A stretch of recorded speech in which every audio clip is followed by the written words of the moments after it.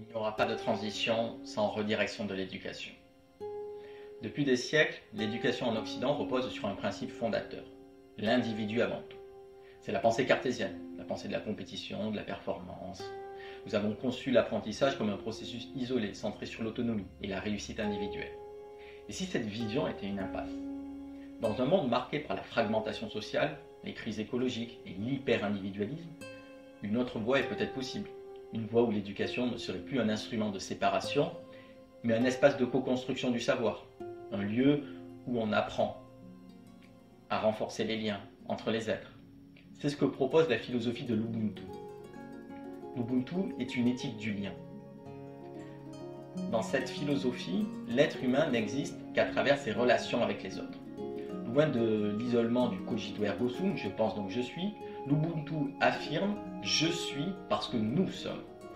Cette pensée, portée par Desmond Tutu et Nelson Mandela, a façonné des processus de réconciliation, mais elle dépasse largement le cadre politique.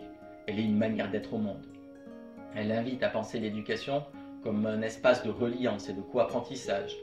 Elle nous rappelle que le savoir ne se transmet pas uniquement entre un maître et un élève, mais se tisse dans les liens de la communauté. Le modèle éducatif dominant, en Europe, repose sur une logique de séparation. C'est la séparation entre les disciplines, entre les savoirs abstraits, souvent déconnectés du réel. C'est la séparation des individus à travers la compétition, les classements, l'évaluation permanente.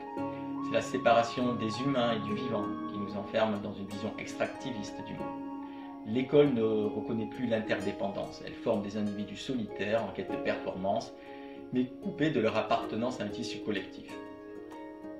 L'objectif de l'Ubuntu, au contraire, c'est d'enraciner l'individu dans le collectif. L'Ubuntu propose une alternative radicale à l'apprentissage européen. Apprendre en co-construisant, plutôt qu'en assimilant passivement. C'est valoriser l'interconnexion des savoirs et des êtres, plutôt que la segmentation et la spécialisation. C'est faire de l'éducation un espace de transmission vivant, où la parole circule et où chacun apporte sa contribution au groupe. Appliquer l'Ubuntu à l'éducation, c'est refuser une vision purement individualiste du savoir. C'est en finir avec l'école comme simple outil d'adaptation au marché. C'est réintroduire la communauté, le partage, l'interdépendance au cœur des apprentissages. Si nous voulons bâtir un monde plus juste et plus solidaire, il faut d'abord réinventer notre manière d'éduquer. L'éducation du XXIe siècle sera relationnelle ou ne sera pas.